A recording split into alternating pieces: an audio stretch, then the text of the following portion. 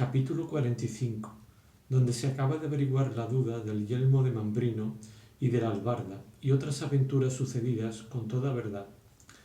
¿Qué les parece a vuestras mercedes, señores? Dijo el barbero, de lo que afirman estos gentiles hombres, pues aún porfían que ésta no es vacía sino yelmo. Y quien lo contrario dijere, dijo don Quijote, le haré yo conocer que miente, si fuere caballero, y si escudero, que remiente 1000 veces. Nuestro barbero, que a todo estaba presente, como tenía tan bien conocido el humor de don Quijote, quiso esforzar su desatino y llevar adelante la burla para que todos riese, y dijo, hablando con el otro barbero, Señor barbero, o quien sois, sabed que yo también soy de vuestro oficio, y tengo más ha de 20 años carta de examen, y conozco muy bien de todos los instrumentos de la barbería, sin que le falte uno. Y ni más ni menos, fui un tiempo en mi mocedad soldado, y sé también qué es el yelmo, y qué es morrión y celada de encaje, y otras cosas tocantes a la milicia, digo, a los géneros de armas de los soldados. Y digo, salvo mejor parecer, remitiéndome siempre al mejor entendimiento, que esta pieza que está aquí delante y que este buen señor tiene en las manos, no sólo no es vacía de barbero, pero está tan lejos de serlo como está lejos lejos lo blanco de lo negro y la verdad de la mentira. También digo que este, aunque es yelmo, no es yelmo entero. No, por cierto, dijo don Quijote, porque le falta la mitad, que es la babera. Así es, dijo el cura, que ya había entendido la intención de su amigo el barbero. Y lo mismo confirmó Cardenio, don Fernando y sus camaradas. Y aun el oidor, si no estuviera tan pensativo con el negocio de don Luis, ayudara por su parte a la burla. Pero las veras de lo que pensaba le tenía tan suspenso que poco o nada atendía a aquellos donaires. Válame Dios, dijo a esta sazón el barbero burlado. ¿Quién es posible que tanta gente honrada diga que ésta no es vacía sino yelmo? Cosa parece esta que puede poner en admiración a toda una universidad, por discreta que sea. Basta, si es que esta vacía es yelmo, también debe de ser esta albarda jaez de caballo, como este señor ha dicho. A mí albarda me parece, dijo don Quijote, pero ya he dicho que en eso no me entremeto. De que sea albarda o jaez, dijo el cura, no está en más de decirlo el señor don Quijote, que en estas cosas de la caballería todos estos señores y yo le damos la ventaja. Por Dios, señores míos, dijo don Quijote, que son tantas y tan extrañas las cosas que en este castillo, en 2 veces que en él he alojado, me han sucedido, que no me atreva a decir afirmativamente ninguna cosa de lo que acerca de lo que en él se contiene, se preguntare, porque imagino que cuanto en él se trata va por vía de encantamento. La primera vez me fatigó mucho un moro encantado que en él hay, y a Sancho no le fue muy bien con otros sus secuaces. Y anoche estuve colgado de este brazo casi 2 horas, sin saber cómo ni cómo no, vine a caer en aquella desgracia. Así que ponerme yo agora en cosa de tanta confusión o dar mi parecer sería caer en juicio temerario. En lo que toca a lo que dicen, que ésta es vacía y no yelmo, ya yo tengo respondido, pero en lo de declarar si esa es albarda o jaez, no me atrevo a dar sentencia definitiva, solo lo dejo al buen parecer de vuestras mercedes. Quizá, por no ser armados caballeros, como yo lo soy, no tendrán que ver con vuestras mercedes los encantamientos de este lugar, y tendrán los entendimientos libres, y podrán juzgar de las cosas de este castillo como ellas son real y verdaderamente, y no como a mí me parecía. No hay duda, respondió en esto don Fernando, sino que el señor don Quijote ha dicho muy bien hoy que a nosotros toca la definición de este caso, y porque vaya con más fundamento, yo tomaré en secreto los votos de estos señores, y de lo que resultare daré entera y clara noticia. Para aquellos que la tenían del humor de don Quijote, era todo esto materia de grandísima risa, pero para los que lo ignoraban le parecía el mayor disparate del mundo, especialmente a los 4 criados de don Luis, y a don Luis ni más ni menos, y a otros 3 pasajeros que acaso habían llegado a la venta, que tenían parecer de ser cuadrilleros, como en efecto lo eran. Pero el que más se desesperaba era el barbero, cuya bacía, allí delante de sus ojos, se le había vuelto en yelmo de mambrino, y cuya albarda pensaban sin duda alguna que se le había de volver en jaez rico de caballo. Y los unos y los otros se reían de ver cómo andaban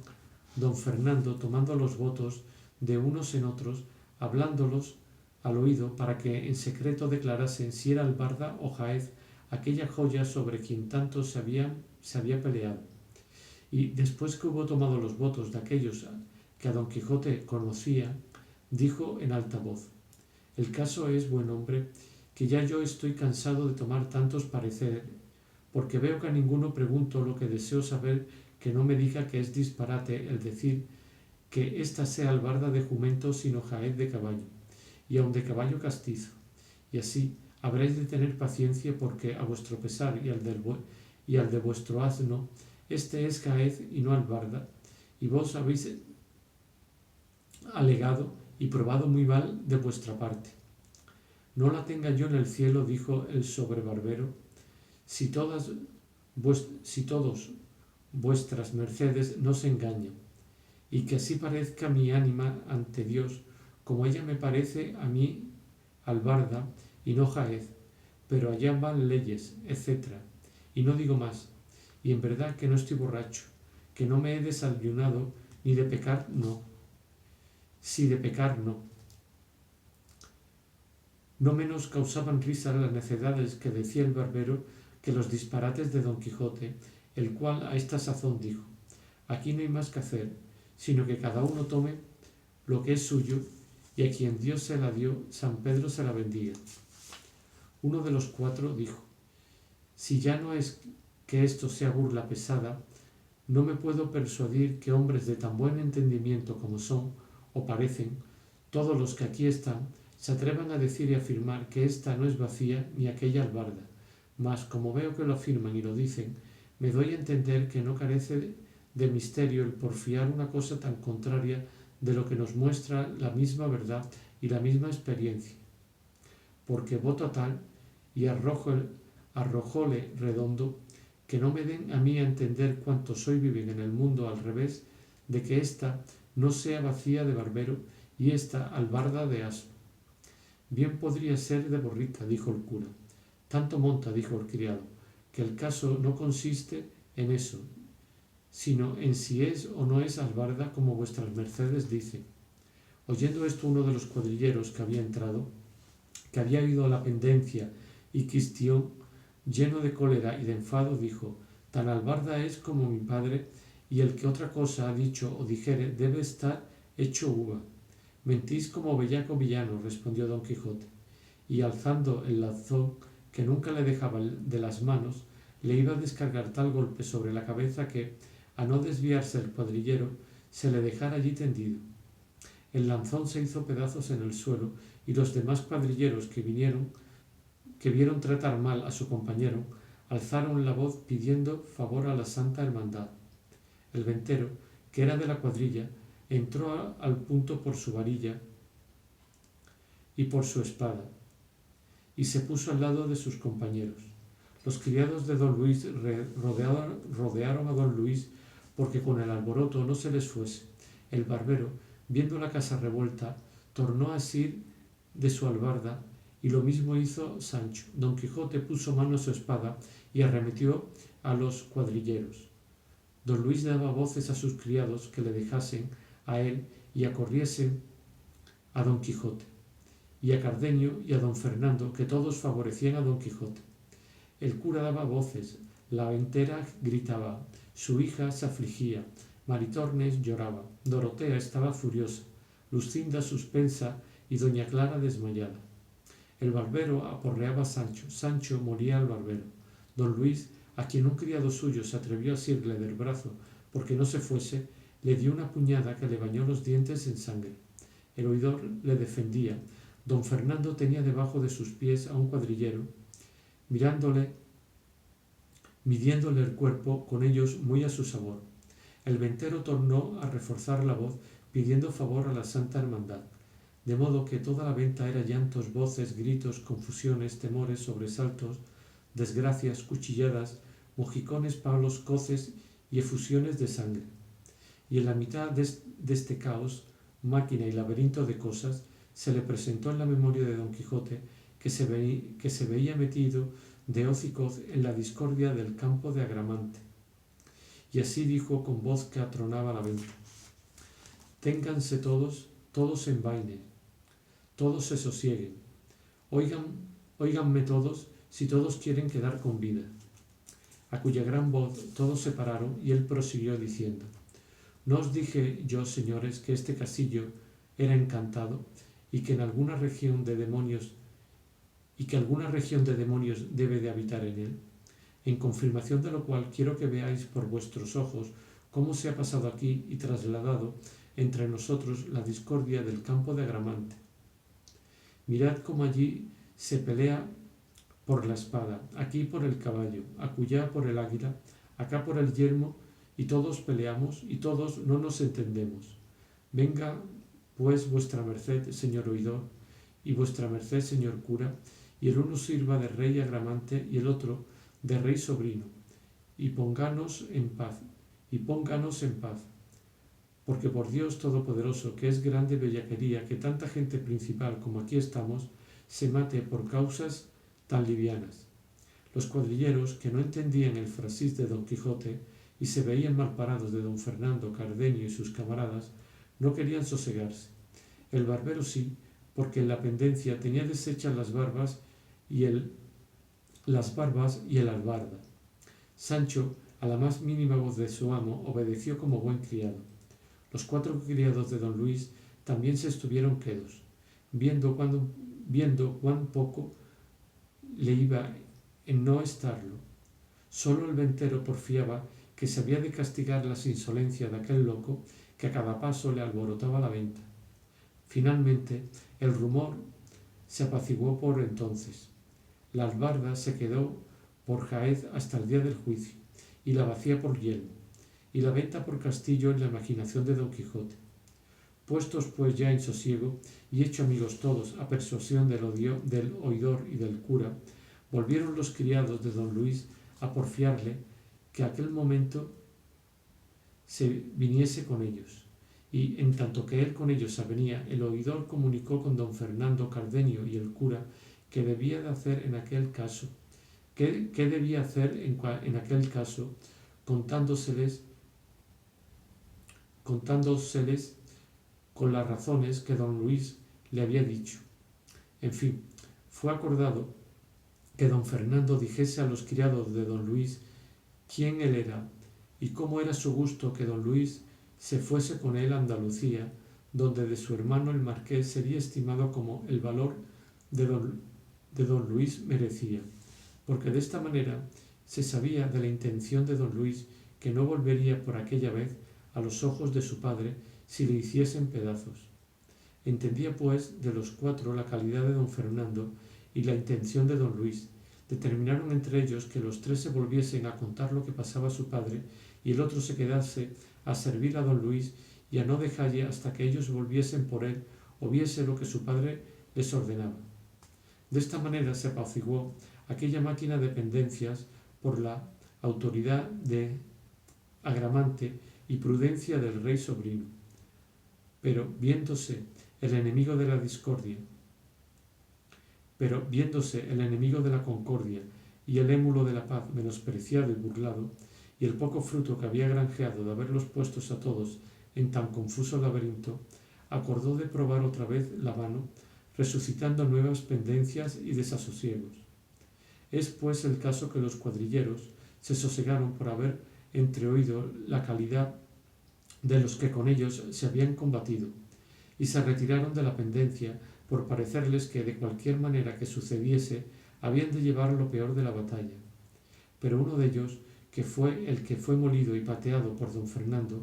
le vino a la memoria que entre algunos mandamientos que traía para prender a algunos delincuentes, traía uno contra don Quijote, a quien la Santa Hermandad había mandado prender por la libertad que dio a los galeotes y como Sancho con mucha razón había temido. Imaginando pues esto, quiso certificarse si las señas que de Don Quijote traía venían bien, y sacando del seno un pergamino, topó con el que buscaba, y poniéndosele a leer despacio, porque no era buen lector, a cada palabra que leía ponía los ojos en Don Quijote, y iba cotejando las señas del mandamiento con el rostro de Don Quijote, y halló que, sin duda alguna, era el que el mandamiento rezaba, y apenas se hubo certificado cuando, recogiendo su pergamino en la izquierda, tomó el mandamiento y con la derecha asió a Don Quijote del cuello fuertemente, que no le dejaba alentar, y a grandes voces decía: favor a la Santa Hermandad, y para que se vea que lo pidió de veras, léase este mandamiento, y para que se vea que lo pido de veras, léase este mandamiento donde se contiene que se prenda a este salteador de caminos. Tomó el mandamiento el cura, y vio cómo era verdad cuanto el cuadrillero decía, y cómo convenía con las señas con Don Quijote, el cual, viéndose tratar tan mal de aquel villano malandrín, puesta la cólera en su punto y crujiéndole los huesos de su cuerpo, como mejor pudo él, asió al cuadrillero con entre ambas manos de la garganta, que, a no ser socorrido de sus compañeros, allí dejara la vida antes que Don Quijote la presa. El ventero, que por fuerza había de favorecer a los de su oficio, acudió luego a dalle favor.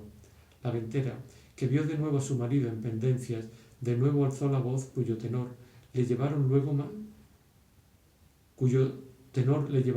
Maritornes y su hija, pidiendo favor al cielo y a los que allí estaban. Sancho dijo, viendo lo que pasaba: vive el Señor, que es verdad cuanto mi amo dice de los encantos de este castillo, pues no es posible vivir una hora con quietud en él. Don Fernando departió al cuadrillero y a Don Quijote, y con gusto de entrambos le desenclavijó las manos, que el uno en el collar del sayo del uno y el otro en la garganta del otro, bien asidas tenían. Pero no por esto cesaban los cuadrilleros de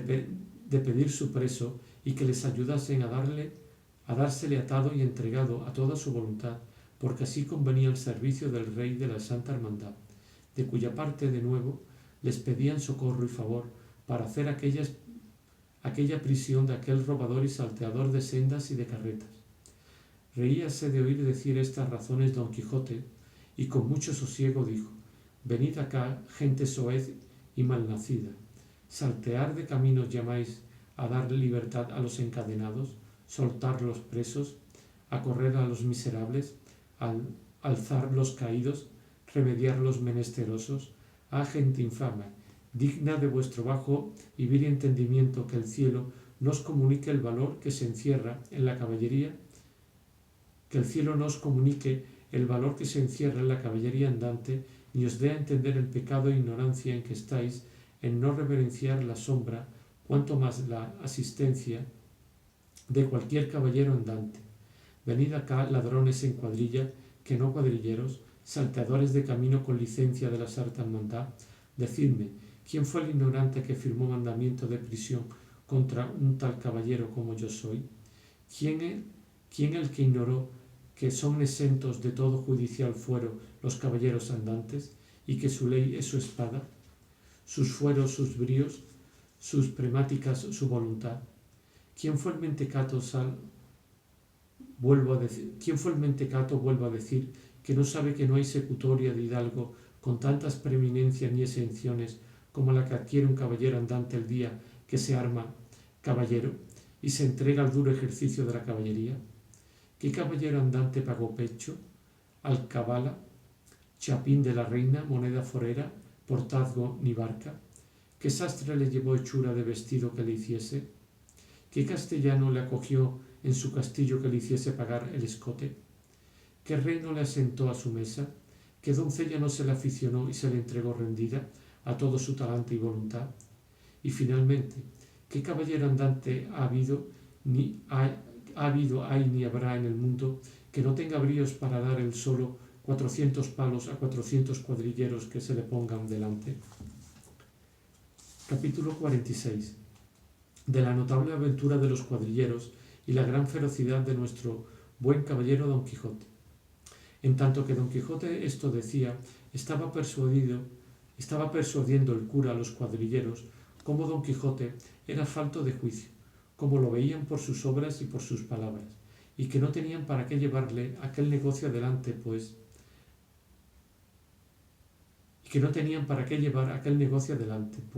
aunque le prendiesen y llevasen, luego le habían de dejar por loco. A lo que respondió el del mandamiento, que a él no tocaba juzgar de la locura de Don Quijote, sino hacer lo que por su mayor le era mandado, y que una vez preso siquiera le soltasen 300. Todo esto, dijo el cura, por esta vez no la habéis de llevar, ni aun él dejará llevarse, a lo que yo entiendo. En efecto, tanto le supo el cura decir y tantas locuras supo Don Quijote hacer, que más locos fueran que no él los cuadrilleros, si no conocieran la falta de Don Quijote. Y así tuvieron por bien de apaciguarse y aun de ser medianeros, de hacer las paces entre el barbero y Sancho Panza, que todavía asistían con gran rancor a su pendencia. Finalmente ellos, como miembros de justicia, mediaron la causa y fueron árbitros de ella, de tal modo que ambas partes quedaron, si no del todo contentas, al menos en algo satisfechas, porque se trocaron las albardas y no las cinchas y jáquimas. Y en lo que tocaba a lo del yelmo de Mambrino, el cura, a socapa y sin que Don Quijote lo entendiese, le dio por la bacía 8 reales y el barbero le hizo una cédula del recibo y de no llamarse a engaño por entonces ni por siempre jamás. Amén. Sosegadas pues estas 2 pendencias, que eran las más principales y de más tomo, restaba que los criados de don Luis se contentasen de volver los 3 y que uno quedase para acompañarle donde don Fernando le quería llevar. Y como ya la buena suerte y mejor fortuna había comenzado a romper lanzas y a facilitar dificultades en favor de los amantes de la venta y de los valientes de ella, quiso llevarlo al cabo y dar a todo felice suceso, porque los criados se contentaron de cuanto don Luis quería. De que recibió tanto contento doña Clara, que ninguno en aquella sazón la mirara al rostro que no conociera el regocijo de su alma. Zoraida, aunque no entendía bien todos los sucesos que había visto, se entristecía y alegraba a bulto, conforme veía y notaba los semblantes a cada uno, especialmente de su español, en quien tenía siempre puestos los ojos y traía colgada el alma. El ventero, a quien no se le pasó por alto la dávida y recompensa que el cura había hecho al barbero, pidió el escote de Don Quijote con el menoscabo de sus cueros y falta de vino, jurando que no saldría de la venta Rocinante ni el jumento de Sancho sin que se le pagase primero hasta el último ardite. Todo lo apaciguó el cura y lo pagó don Fernando, puesto que el oidor, de muy buena voluntad, había también ofrecido la paga. Y de tal manera quedaron todos en paz y sosiego, que ya no parecía la venta la discordia del campo de Agramante, como Don Quijote había dicho, sino la misma paz y quietud del tiempo de Octaviano. De todo lo cual fue común opinión que se debían dar las gracias a la buena intención y mucha elocuencia del señor cura y a la incomparable liberalidad de don Fernando. Viéndose pues Don Quijote libre y desembarazado de tantas pendencias, así de su escudero como suyas, le pareció que sería bien seguir su comenzado viaje y dar fin a aquella gran aventura para que había sido llamado y escogido, y así, con resoluta determinación, se fue a poner de hinojos ante Dorotea, la cual no le consintió que hablara palabra hasta que se levantase, y él, por obedecella, se puso en pie y le dijo: «Es común proverbio, fermosa señora, que la diligencia es madre de la buena ventura, y en muchas y graves cosas ha mostrado la experiencia que la solicitud del negociante trae a buen fin el pleito dudoso. Pero en ningunas cosas se muestra más esta verdad que en las de la guerra, a donde la celeridad y presteza previene los discursos del enemigo y alcanza la victoria antes de que el contrario se ponga en defensa. Todo esto digo, alta y preciosa señora, porque me parece que la estada nuestra en este castillo ya es sin provecho, y podía sernos de tanto daño como lo echásemos de ver algún día, porque quién sabe si por ocultas espías y diligentes habrá sabido ya nuestro enemigo el gigante de que voy a destruirle, y dando lugar el tiempo, se fortificase en algún inexpugnable castillo o fortaleza contra quien valiese poco mis diligencias y la fuerza de mi incansable brazo. Así que, señora mía, prevengamos, como tengo dicho, con nuestra diligencia sus designios, y partámonos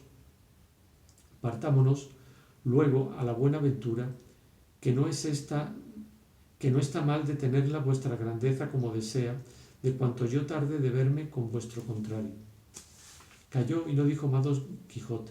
y esperó con mucho sosiego la respuesta de la fermosa infanta, la cual, con ademán señoril y acomodado al estilo de don Quijote, le respondió de esta manera: yo os agradezco, señor caballero, el deseo que mostráis tener de favorecerme a mi gran cuita, bien así como caballero, a quien es anejo y concerniente favorecer los huérfanos y menesterosos, y si quiera el cielo que el vuestro y mi deseo se cumplan, para que veáis que hay agradecidas mujeres en el mundo. Y en lo de mi partida, sea luego, que yo no tengo más voluntad que la vuestra. Disponed vos de mí a toda vuestra guisa y talante, que la que una vez os entregó la defensa de su persona y puso en vuestras manos la restauración de sus señoríos, no ha de querer ir contra lo que la vuestra prudencia ordenare. A la mano de Dios, dijo don Quijote, pues así es que una señora se me humilla, no quiero yo perder la ocasión de levantalla y ponella en su heredado trono. La partida sea luego, porque me va poniendo espuelas al deseo y al camino, lo que suele decirse que en la tardanza está el peligro. Y pues no ha criado el cielo ni visto el infierno, ninguno que me espante ni acobarde, ensilla Sancho a Rocinante y apareja tu jumento y el palafrén de la reina, y despidámonos del castellano y de estos señores, y vamos de aquí luego al punto. Sancho, que a todo estaba presente, dijo meneando la cabeza a una parte y a otra: ay, señor, señor, y cómo hay más en el aldehuela que se suena. Ay, señor, señor, y cómo hay más mal en el aldehuela que se suena, con perdón se ha dicho, que en las tocadas honradas. ¿Qué mal puede haber en ninguna aldea ni en todas las ciudades del mundo que pueda sonarse en menoscabo mío villano? Si vuestra merced se enoja, respondió Sancho, yo callaré y dejaré de decir lo que soy obligado como buen escudero y como debe un buen criado decir a su señor. Di lo que quisieres, replicó don Quijote, como tus palabras no se encaminen a ponerme miedo, que si tú le tienes, haces como quien eres, y si yo no le tengo, hago como quien soy. No es eso, pecador fui yo de Dios, respondió Sancho, sino que yo tengo por cierto y por averiguado que esta señora que se dice ser reina del gran reino Micomicón no lo es más que mi madre, porque, al ser lo que ella dice, no se anduviera hocicando con alguno de los que están en la rueda a vuelta de cabeza y a cada traspuesta. Paróse colorada por las razones de Sancho Dorotea, porque era verdad que su esposo don Fernando alguna vez, a hurto de otros ojos, había cogido con los labios parte del premio que merecían sus deseos, lo cual había visto Sancho, y pareciéndole que aquella desenvoltura más era de dama cortesana que de reina de tan gran reino, y no pudo ni quiso responder palabra Sancho,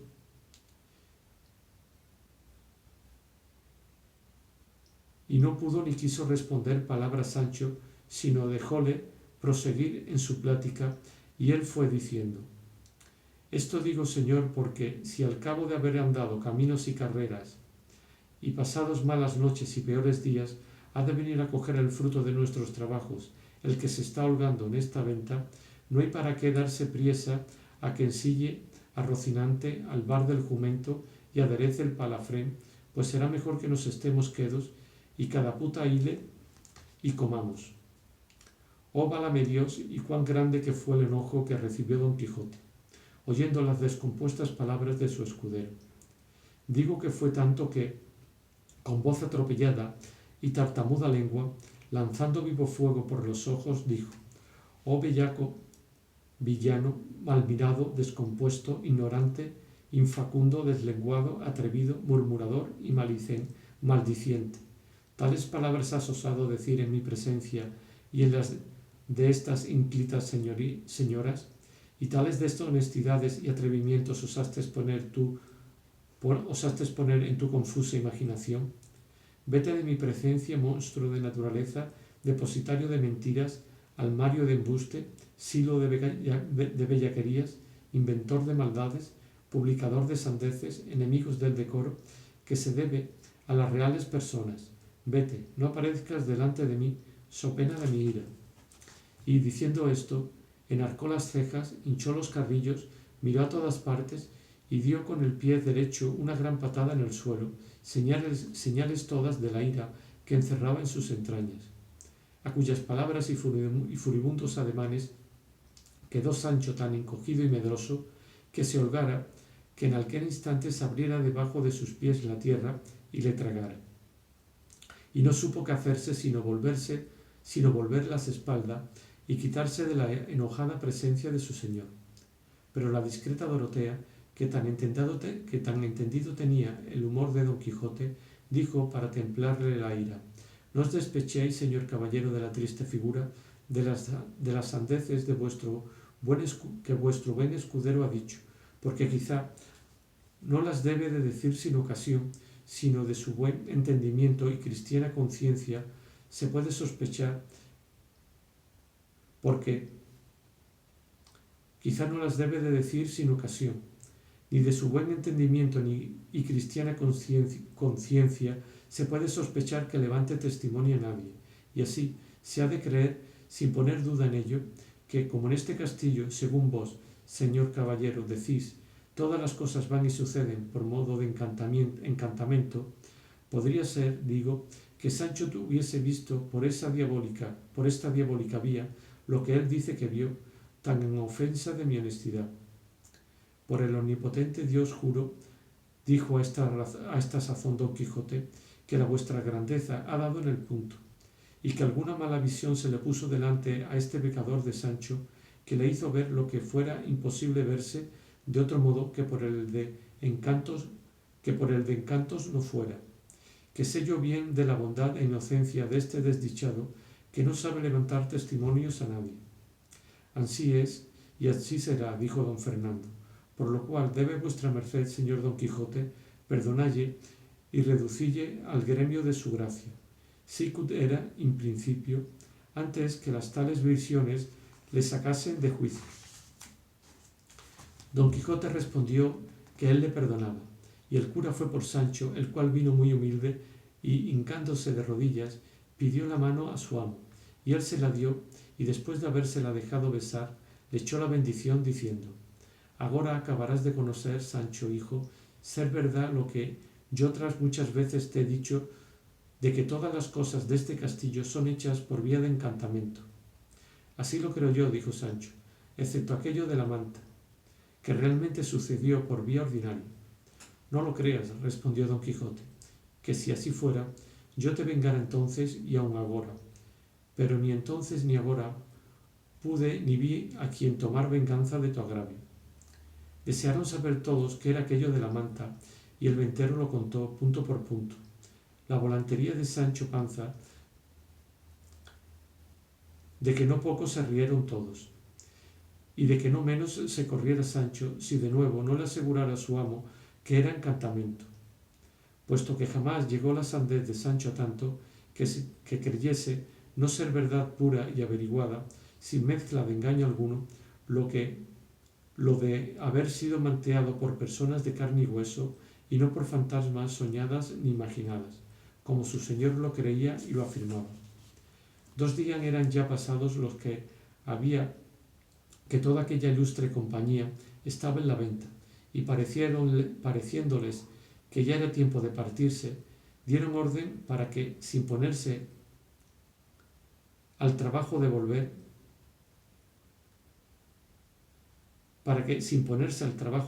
Dorotea y don Fernando con don Quijote a su aldea, con la invención de la libertad de la reina Micomicona, pudiesen el cura y el barbero llevarse,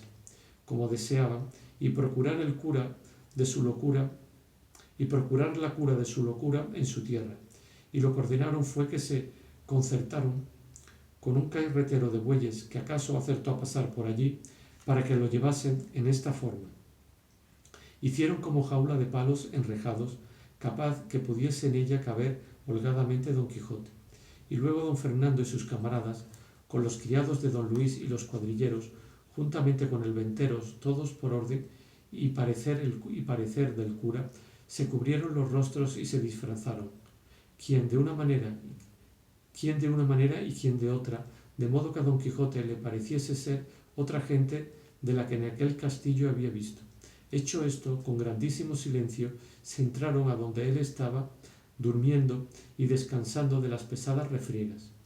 Llegáronse a él, que libre y seguro de tal acontecimiento dormía, y asiéndole fuerte, le ataron muy bien las manos y los pies, de modo que cuando él despertó con sobresalto, no pudo menearse ni hacer otra cosa más que admirarse y suspenderse de ver delante de sí tan extraños visajes. Y luego dio a la cuenta de lo que su continua y desvariada imaginación le representaba, y se creyó que todas aquellas figuras eran fantasmas de aquel encantado castillo, y que, sin duda alguna, ya estaba encantado, pues no se podía menear ni defender. Todo a punto como había pensado que sucedería el cura, trazador de esta máquina. Solo Sancho, de todos los presentes, estaba en su mismo juicio y en su misma figura, el cual, aunque le faltaba bien poco para tener la misma enfermedad de su amo, no dejó de conocer quién eran todas aquellas contrahechas figuras, mas no osó descoser su boca hasta ver en qué paraba aquel asalto y prisión de su amo, el cual tampoco hablaba palabra, atendiendo a ver el paradero de su desgracia, que fue que, trayendo allí la jaula, le encerraron dentro, y le clavaron los maderos tan fuertemente que no se pudiera romper a 2 tirones. Tomáronle luego en hombros, y al salir del aposento se oyó una voz temerosa, como cuando todo cuanto lo supo formar el barbero, tomáronle luego en hombros, y al salir del aposento se oyó una voz temorosa, todo cuanto lo supo formar el barbero, no el de albarda, sino el otro, que decía: «Oh caballero de la triste figura, no te dé afincamiento la prisión en que vas, porque así conviene para acabar más presto la aventura en que tu gran esfuerzo te puso, la cual se acabará cuando el furibundo león manchado con la blanca paloma tebosina yoguieren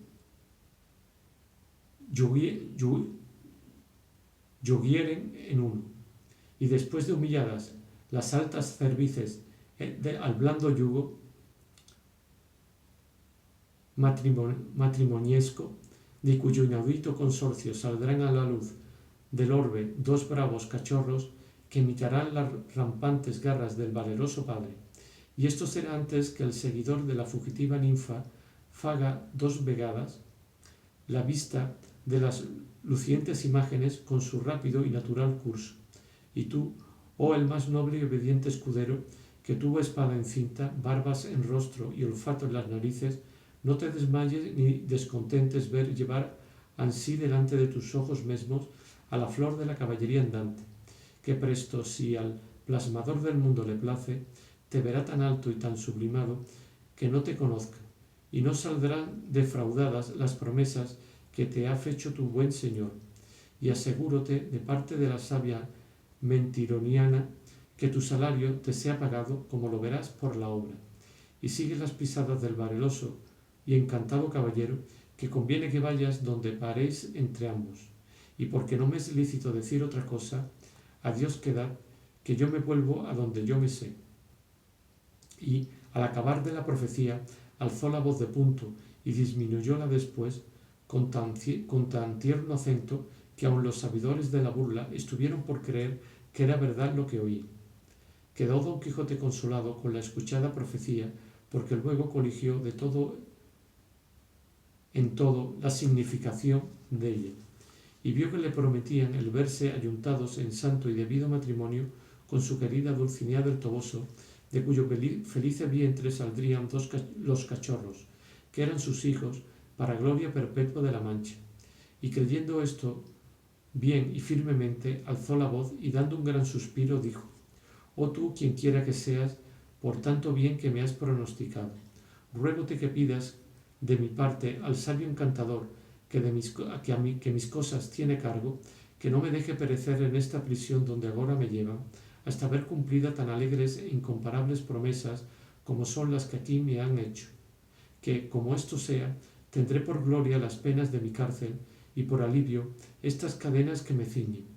y no por duro campo de batalla este lecho en que me acuestan, sino por cama blanda y tálamo dichoso. Y en lo que toca a la consolación de Sancho Panza, mi escudero, yo confío en su bondad y buen proceder, que no me dejará en buena ni en mala suerte, porque cuando no suceda por la suya o por mi otra ventura, el poderle yo dar la ínsula o otra cosa equivalente que le tengo prometida, por lo menos su salario no podrá perderse, que en mi testamento, que ya está hecho, dejo declarado lo que se le ha de dar, no conforme a sus muchos y buenos servicios, sino a la posibilidad mía». Sancho Panza se le hincó con mucho comedimiento y le besó entre ambas las manos, porque la una no pudiera por estar atadas entre ambas. Luego tomaron la jaula en hombros aquellas visiones y la acomodaron en el carro de los bueyes. Capítulo 47. Del extraño modo con que fue encantado Don Quijote de la Mancha con otros famosos sucesos. Cuando Don Quijote se vio de aquella manera enjaulado y encima del carro, dijo: «Muchas y muy grandes historias he leído yo de caballeros andantes, pero jamás he leído ni visto ni oído que a los caballeros encantados lo lleven de esta manera y con el espacio que prometen estos perezosos y tardíos animales, porque siempre los suelen llevar por los aires con extraña ligereza, encerrados en alguna parda y oscura nube, o en algún carro de fuego, o ya sobre algún hipogrifo o otra bestia semejante. Pero que me lleven a mí agora sobre un carro de bueyes, vive Dios que me pone en confusión. Pero quizás la caballería y los encantos de estos nuevos tiempos deben de seguir otro camino que siguieron los antiguos. Y también podría ser que, como yo soy nuevo caballero en el mundo, y el primero que ha resucitado el ya olvidado ejercicio de la caballería aventurera, también nuevamente se hayan inventado otros géneros de encantamentos y otros modos de llevar a los encantados. ¿Qué te parece de esto, Sancho hijo? No sé yo lo que me parece, respondió Sancho, por no ser tan leído como vuestra merced en las escrituras andantes, pero con todo eso os haría afirmar y jurar que estas visiones que por aquí andan, que no son del todo católicas. «¿Católicas, mi padre?», respondió Don Quijote. «¿Cómo han de ser católicas si son todos demonios que han tomado cuerpos fantásticos para venir a hacer esto y a ponerme en este estado? Y si quieres ver esta verdad, tócalos y pálpalos y verás cómo no tienen cuerpo sino el aire, que no tienen cuerpo sino de aire, y cómo no consiste más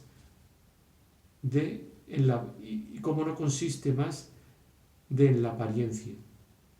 «Par Dios, señor», replicó Sancho, ya yo los he tocado, y este diablo que aquí anda tan solícito es rollizo de carnes y tiene otra propiedad muy diferente de la que yo he oído decir que tienen los demonios, porque, según se dice, todos huelen a piedra, azufre y a otros malos olores, pero este huele a ámbar de media legua. Decía esto Sancho por don Fernando, que, como tan señor, debía doler a lo que Sancho decía.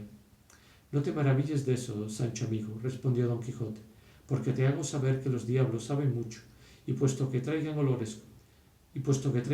consigo, ellos no huelen nada porque son espíritus, y si huelen no pueden oler cosas buenas, sino malas y hediondas. Y la razón es que como ellos, donde quiera que están, traen el infierno consigo, y no pueden recibir género de alivio alguno en sus tormentos, y el buen olor sea cosa que deleite y contenta, no es posible que ellos huelan cosa buena. Y si a ti te parece que ese demonio que dices huele a ámbar, o tú te engañas, o él quiere engañarte con hacer que no le tengas por demonio. Todos estos coloquios pasaron entre amo y criado, y temiendo a don Fernando y Cardenio que Sancho no viniese a caer del todo en la cuenta de su invención, a quien andaba ya muy en los alcances, determinaron de abreviar con la partida, y llamando aparte al ventero le ordenaron que ensillase a Rocinante y enalbardase el jumento de Sancho, el cual lo hizo con mucha presteza.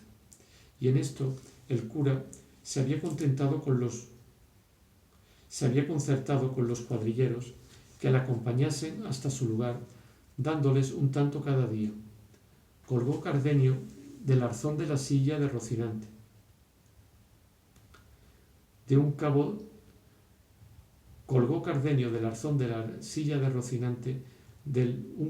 la ardaga y del otro la bacía,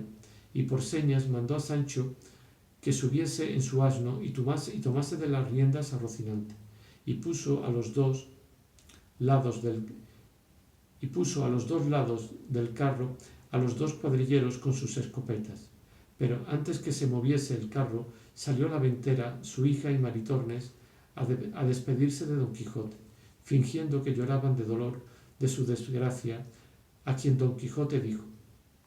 no lloréis, mis buenas señoras, que todas estas desdichas son anesas a los que profesan lo que yo profeso, y si estas calamidades no me acontecieran, no me tuviera yo por famoso caballero andante, porque a los caballeros de poco nombre y fama nunca les suceden semejantes casos, porque no hay en el mundo quien se acuerde de ellos. A los valerosos sí, que tienen envidiosos de su virtud y valentía a muchos príncipes y a muchos otros caballeros que procuran por malas vías destruir a los buenos.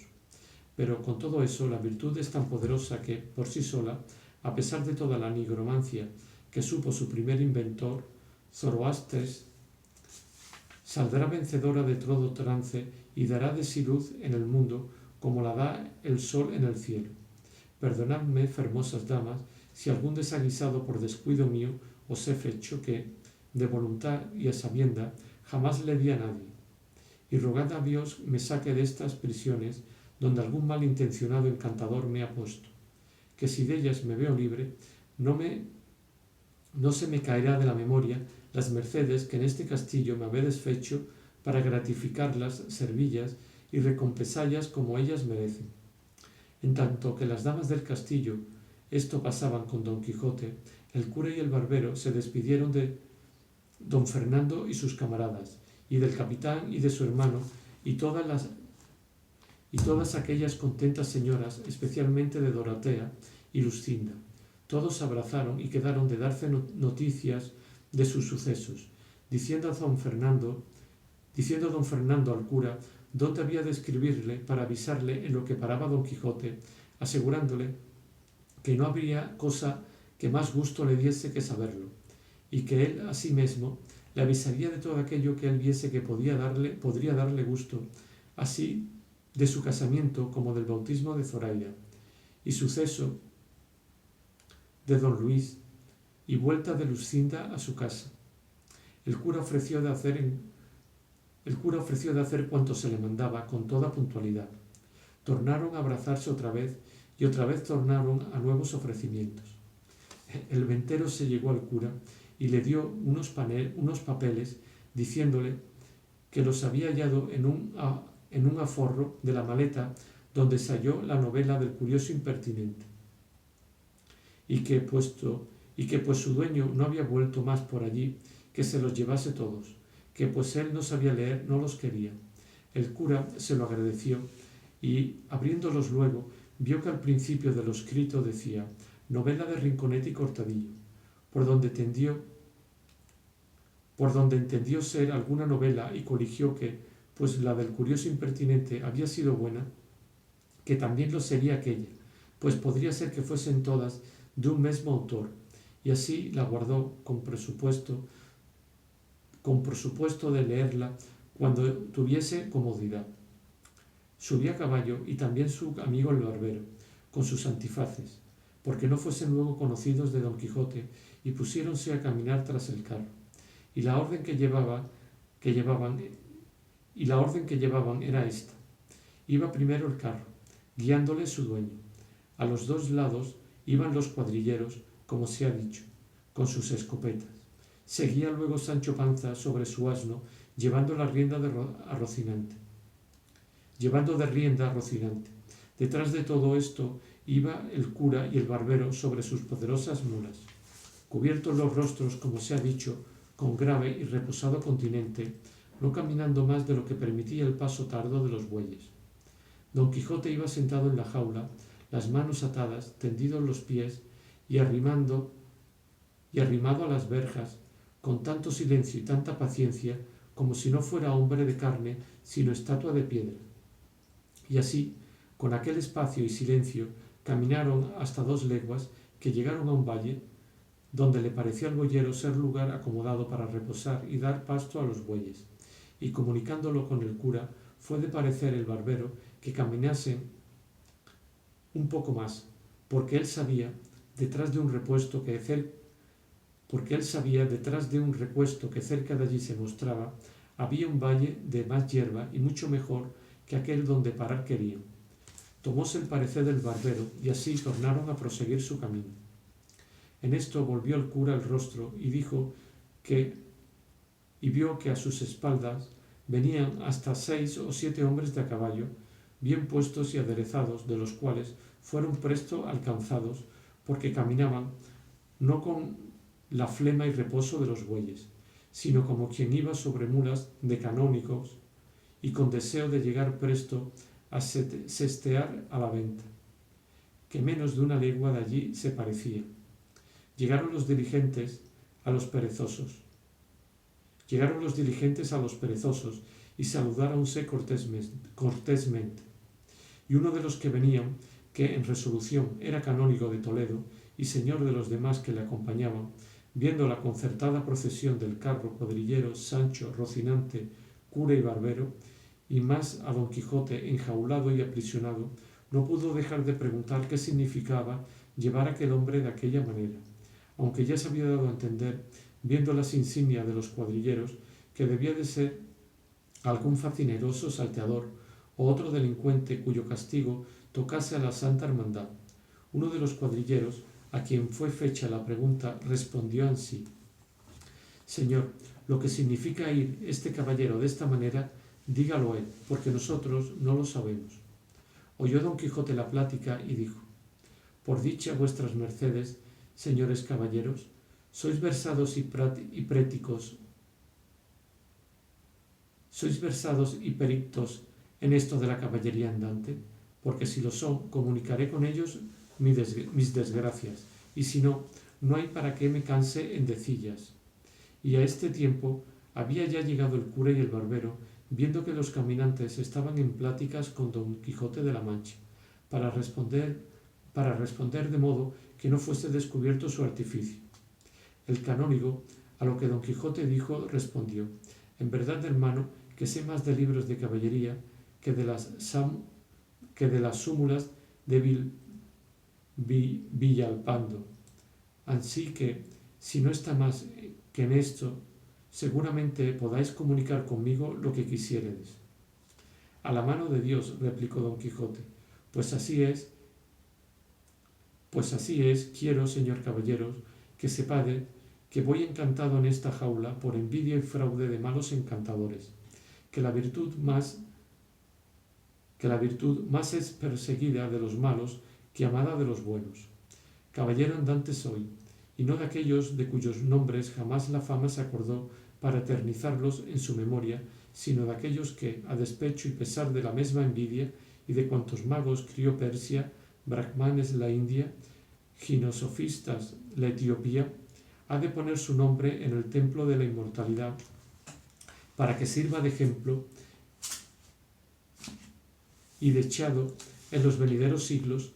donde los caballeros andantes vean los pasos que han de seguir si quieren llegar a la cumbre y alteza honrosa de las armas. Dice verdad del señor Don Quijote de la Mancha, dijo a esta sazón el cura, que él va encantado en esta carreta no por sus culpas y pecados, sino por la mala intención de aquellos a quien la virtud enfada y la valentía enoja. Este es, señor, el caballero de la triste figura, si ya le oísteis nombrar en algún tiempo, cuyas valerosas hazañas y grandes hechos serán escritas en bronces duros y en eternos mármoles, por más que se canse la envidia en escurecerlos y la malicia en ocultarlos. Cuando el canónigo oyó hablar al preso y al libre en semejante estilo, estuvo por hacerse la cruz de admirado y que podía ver y no podía saber lo que le había acontecido. Y en la misma admiración cayeron todos los que con él venían. En esto Sancho Panza, que se había acercado a oír la plática para abordarlo todo, dijo: Ahora, señores, quiéranme bien o quiéranme mal por lo que dijere. El caso de ello es que así va encantado mi señor Don Quijote como mi madre.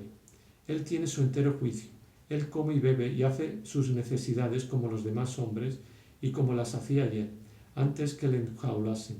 Siendo esto ansí, ¿cómo quieren hacerme a mí entender que va encantado? Pues yo he oído decir a muchas personas que los encantados ni comen, ni duermen, ni hablan, y mi amo, si no le van a la mano, hablará más que 30 procuradores. Y volviéndose a mirar al cura, prosiguió diciendo: Ah, señor cura, ¿pensaba vuestra merced que no le conozco? ¿Y pensará que no lo calo y adivino a dónde se encaminan con estos nuevos encantamentos? Pues sepa que le conozco, por más que se encubre el rostro, y sepa que le entiendo, por más que disimule sus embustes. En fin, donde reina la envidia no puede vivir la virtud, ni a donde hay escaseza la liberalidad. Mal haya el diablo, que si por su reverencia no fuera, esta fuera ya la hora que mi señor estuviera casado con la infanta Micomicona y yo fuera conde por lo menos, pues no se podía esperar otra cosa así de la bondad de mi señor el de la triste figura como de la grandeza de mis servicios. Pero ya veo que es verdad lo que se dice por ahí, que la rueda de la fortuna anda más lista que una rueda de molino, y que los que ayer estaban pinganitos hoy están por el suelo. De mis hijos y de mi mujer me pesa,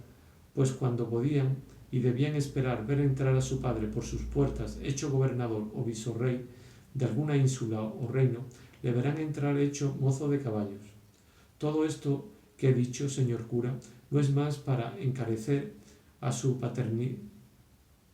no es más de por encarecer a su paternidad haga conciencia del mal tratamiento que a mi señor se le hace,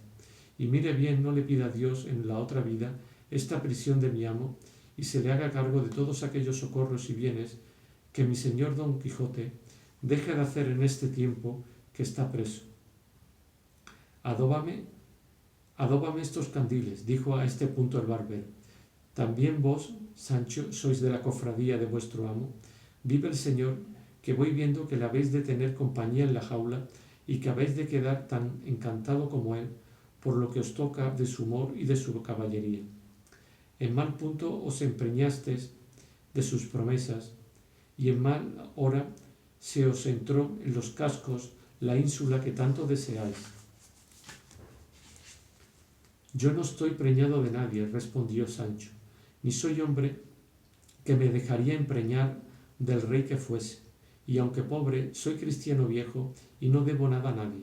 y si ínsulas deseo, otros desean otras cosas peores, y cada uno es hijo de sus obras. Y debajo de ser hombre, puedo venir a ser papa, cuanto más gobernador de una ínsula, y más pudiendo ganar tantas mi señor, que le falten a quien dallas. Vuestra merced, mire cómo habla, señor barbero, que no es todo hacer barbas, y algo va de Pedro a Pedro. Dígolo porque todos nos conocemos y a mí no se me ha de echar dado falso. Y en esto del encanto de mi amo, Dios sabe la verdad, y quédese aquí, porque es peor me hallo.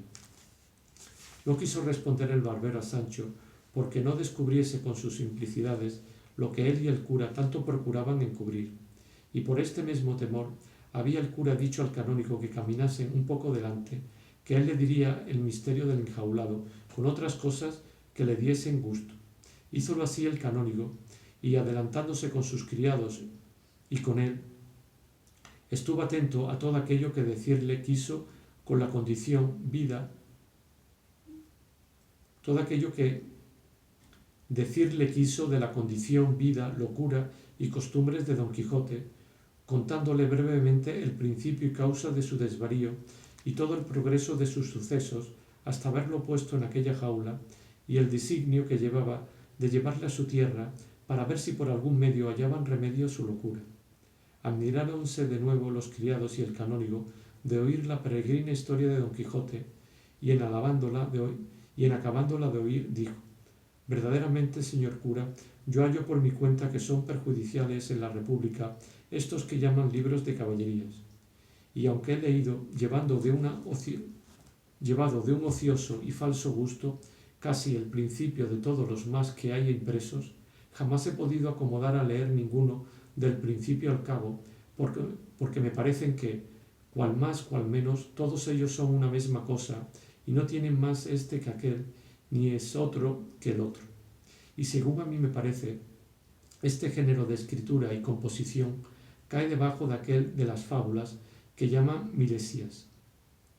que son cuentos disparatados que atienden solamente a delitar y no a enseñar, al contrario de lo que hacen las fábulas apólogas, que deleitan y enseñan juntamente. Y puesto que el principal intento de semejantes libros sea el deleitar, no sé yo cómo puedan conseguirle, yendo llenos de tantos y tan desaforados disparates, que el deleite que en el alma se concibe ha de ser de la hermosura y concordancia que ve en contemplar en las cosas que la vista o la imaginación le ponen delante. Y toda cosa que tiene en sí falsedad y descompostura no nos pueden causar contento alguno, pues qué hermosura puede haber o qué proporción de partes con el todo y del todo con las partes en un libro fábula donde un mozo de 16 años da una cuchillada a un gigante como una torre y le divide en dos mitades, como si fuera de alfeñique, y que cuando nos quieren pintar una batalla, después de haber dicho que hay de la parte de los enemigos 1.000.000 de competientes, como sea contra ellos el señor del libro, forzosamente, mal que nos pese, habemos de entender que el tal caballero alcanzó la victoria por solo el valor de su fuerte brazo. Pues ¿qué diremos de la facilidad con que una reina emperatriz heredera se conduce en los brazos de un andante y no conocido caballero? ¿Qué ingenio, si no es del todo bárbaro e inculto, podrá contentarse leyendo que una gran torre llena de caballeros va por la mar adelante, como nave con próspero viento, y hoy anochece en Lombardía y mañana amenaza en tierras del preste Juan de las Indias, o en otras que ni las descubrió Ptolomeo ni las vio Marco Polo? Y si a esto se me respondiese que los que tales libros componen los escriben como cosas de mentira y que así no están obligados a mirar en delicadezas ni verdades, responderles y a yo que tanto la mentira es mejor cuanta más parece verdadera y tanto más agrada cuanto tiene más de lo dudoso y posible. Hansen de caer las fábulas mentirosas con el entendimiento de los que las leyeren, escribiéndose de suerte que, facilitando los imposibles, allanando las grandezas, suspendiendo los ánimos, admiren, suspendan, alborocen y entretengan, de modo que anden a un mismo paso la admiración y la alegría juntas. Y todas estas cosas no podrá hacer el que huyere de la verosimilitud y de la imitación, en quien consiste la perfección de lo que se escribe. No he visto ningún libro de caballerías que haga un cuerpo de fábula entero con todos sus miembros, de manera que el medio corresponda al principio y el principio y el fin al principio y al medio, sino que los componen con tantos miembros que más parece que llevan intención a formar una quimera o un monstruo que a hacer una figura proporcionada. Fuera de esto, son en el estilo duros, en las hazañas increíbles, en los amores lascivos, en las cortesías mal mirados, largos en las batallas, necios en las razones, disparatados en los viajes y finalmente ajenos de todo discreto artificio y por eso digno de ser desterrados de la República Cristiana como agente inútil. El cura le estuvo escuchando con grande atención y parecióle hombre de buen entendimiento, y que tenía razón en cuanto decía, y así le dijo que, por ser él de su misma opinión y tener ojeriza a los libros de caballerías, había quemado todos los de Don Quijote, que eran muchos, y contóle el escrutinio que de ellos había hecho y los que había condenado al fuego y dejado con vida. De que no poco se rió el canónigo y dijo que con todo cuanto mal había dicho